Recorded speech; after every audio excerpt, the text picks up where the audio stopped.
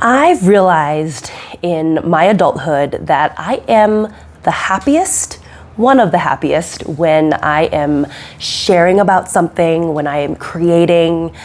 And so I am finally going to lean into it and start sharing on YouTube more consistently. I don't know what that looks like, but I am very inspired by Glow Antanmo. She is an amazing creator here on YouTube where she just shares imperfectly from her life every day, every single day, no edits, nothing. And so I am going to share imperfectly as well. I'm recording from my phone in the bedroom of the house I am staying at in Guatemala City.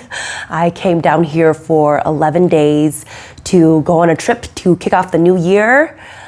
This time last year in January, I wanted to kick off the year with a bang and start my work and feel really purposeful. And instead, for the better part of the first quarter and well into the second quarter, work was just not coming. And I felt so purposeless and I hated that feeling. So I didn't want to experience that at the beginning of this year.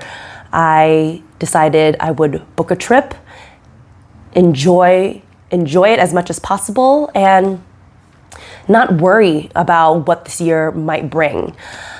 So I am currently staying with my friend Alfego, who I know from work from many years ago.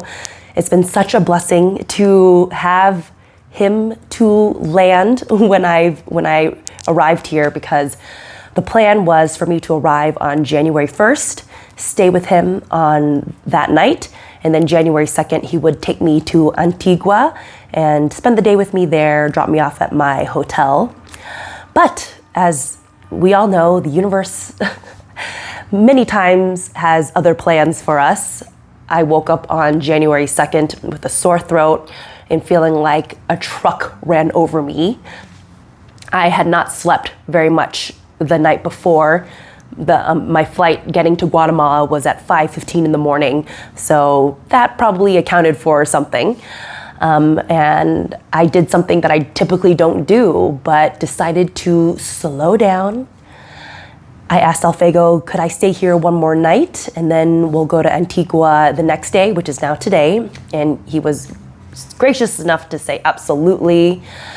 And that was something that's very out of character for me. I am someone that is go, go, go, maximize every day, maximize every second. Even if I'm feeling a little sick, it's okay, I'll get over it. But something in me said, even though you're in another country that you clearly want to experience, it is time to slow down. And I'm so glad I did.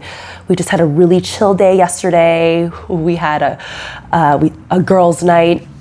We did face masks and did some journaling to release 2025 and to also call in some things for 2026.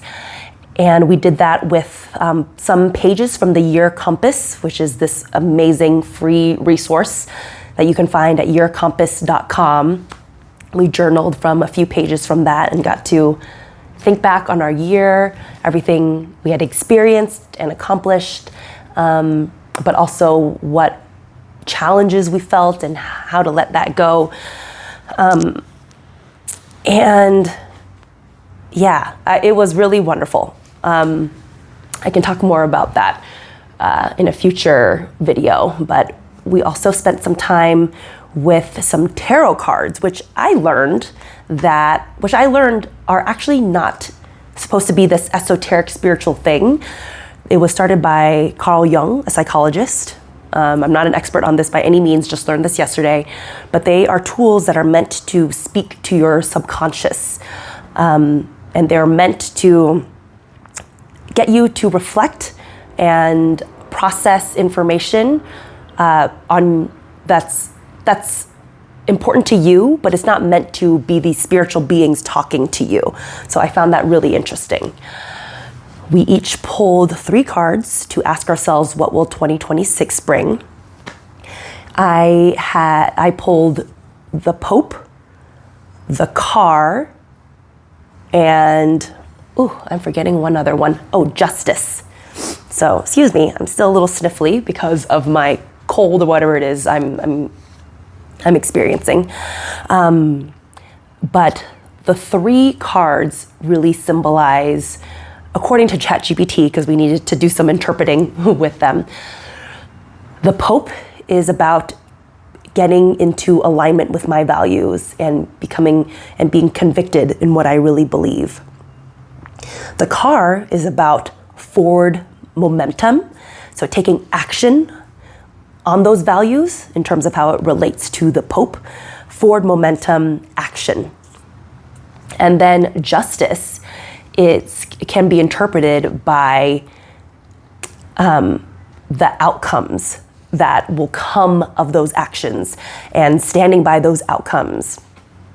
And I need to read the justice one a little bit more, but basically the 3 coming together really indicate that this is a year that I will be standing in values and my conviction, moving forward in them, committing to taking action on those values and probably experiencing outcomes that are a result of that it didn't say whether or not the outcomes would be good or bad, but just that they will be not good or bad, but I don't even like using those words, but it very well could be that those outcomes are challenging, but they will be in alignment with my values. So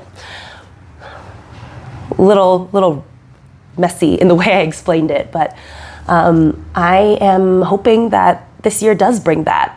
I've struggled in the past before to fully committing to an action or a plan, partly to keep myself safe, to keep myself from feeling like if it doesn't work out, that I'm not embarrassed. So I am curious to really commit to that. When I have committed to something in my life fully, I have been very happy.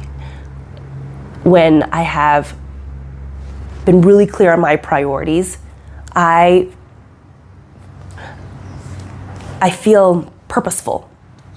And that is one of my favorite feelings. So I am hoping that the tarot cards bring about that, bring this about. I'm excited to see what happens. In the meantime, I am headed to Antigua today with Alfego, and I'm looking forward to this journey. There's already some exciting things happening this year on deck that I'm excited to share more about. I am excited to share more about this journey of life. I turned 40 a few months ago, which is opening up a whole new energy in me that I'm excited to explore and dive into. And I want to live and experience and express all that there is in this life. So hopefully YouTube is part of that journey. Look forward to connecting with anyone who is watching this. If this resonates with you in any way, I would love to hear from you in the comments. And I look forward to connecting and look forward to this journey. Bring it on, 2026.